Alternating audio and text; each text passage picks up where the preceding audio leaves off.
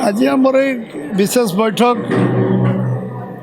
बैठक आज भारतीय जनता पार्टी सुवर्णपुर जिला रही है। आम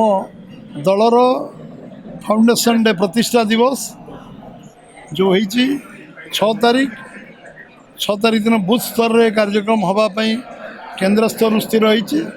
सबू बूथ रे जो 6टी कार्यक्रम हुए तादर प्रतिष्ठा दिवस गोटे कार्यक्रम सबू बूथ रे निज घर कार्यकर्ता माने से दिन सकाल पताका उड़ेबे एवं से माने समस्त निज निज घर पताका उड़ेबा सहित से बूथ रे जेते प्राथमिक सदस्य अच्छा समस्त गेट टुगेदर सांगे बसवे सांगे जलपान करेंगे सांगे बैठक करेंगे एवं से दिन जी आमर पुरातन कार्यकर्ता डाकिबे सम्मानित करेंगे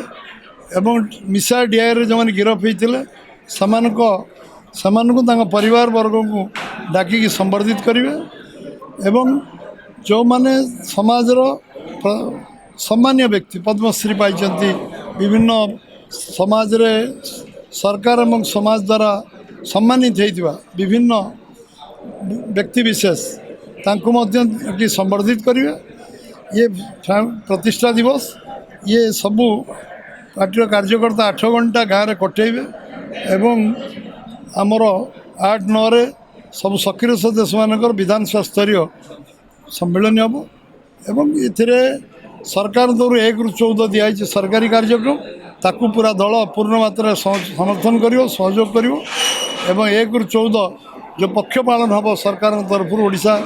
राज्य सरकार तरफ ताकू करने दल सरकार कार्यक्रम को पालन करियो एवं सहयोग करियो एवं आम्बेडकर जी भारत रत्न भीमराव आम्बेडकर जी आमर संविधान प्रणेता तांको तांकर जन्मतिथि की एथर व्यापक आयोजन पालन करा सब बस्ती रे बैठक हम भोजन पंक्ति भोजन हम स्वच्छ भारत कार्यक्रम हम सफाई कार्यक्रम हम आलोचना चक्र हम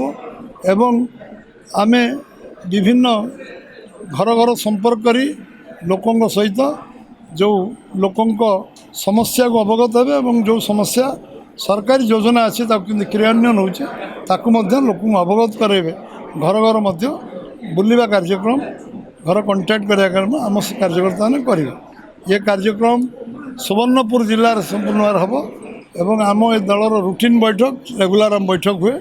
ये रूटीन बैठक रे ये मासर कार्यक्रम दृष्टि विशेष कार्यक्रम दिखाई एवं सरकार जो जो काम कर आज यूनिवर्सिटी बिल पास कराई आज